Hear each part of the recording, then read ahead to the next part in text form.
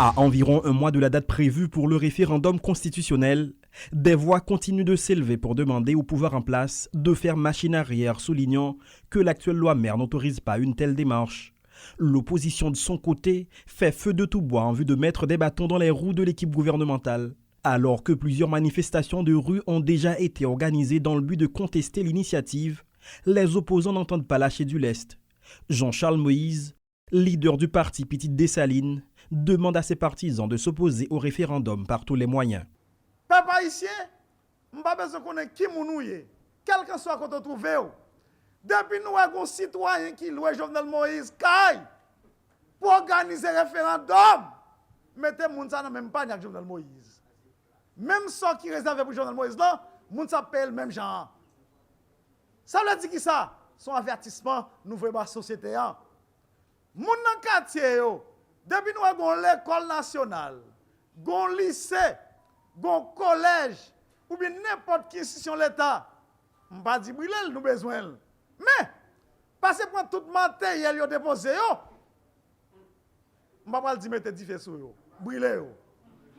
L'Union européenne a déjà fixé sa position concernant un éventuel appui financier au référendum ainsi qu'à tout le processus électoral qui s'ensuivra.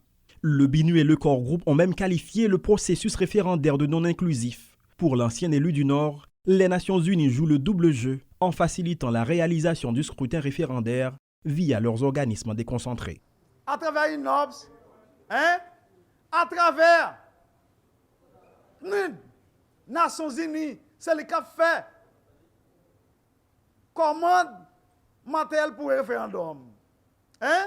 Alors que ni pays européen, ni américain, ils ont toujours dans les Nations Unies. Il faut payer à comprendre que je faveur là, oui. Mais pas ici, attendez, bien ça m'a dit nous. Nations Unies, c'est lui-même qui gagne 20 millions de dollars américains que le gouvernement haïtien bayo. C'est eux qui ont fait toutes dépenses. Pendant qu'ils ont dénoncé et ont fait dépenses, oui, pour le référendum.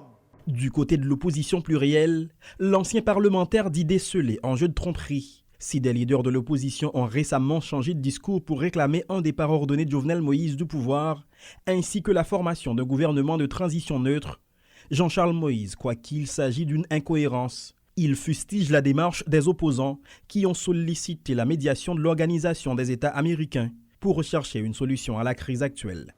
La loi a dit, la constitution a dit, le peuple a dit, l'opposition a dit, simple citoyen a dit, mandat Jovenel Moïse fini. Et nous tous constatons ça. Et puis même côté, nous un groupe moun voulait proposer un premier ministre avec un bagage qui relève un départ ordonné. Nous cohérents, nous ne pouvons pas parler de bagages ça. Deuxième bagage. Comment le COE a mettre nous dans ça? Pouvoir inviter OE à venir d'elle, opposition inviter OE à venir d'elle. C'est vraiment un peu de confusion. Plus l'on s'approche du 27 juin, plus la position de certains opposants se radicalise. Après les derniers mouvements de rue qui ont pris pour cible le référendum constitutionnel, on est en droit de se demander si le pire n'est pas à venir après cet appel au boycott.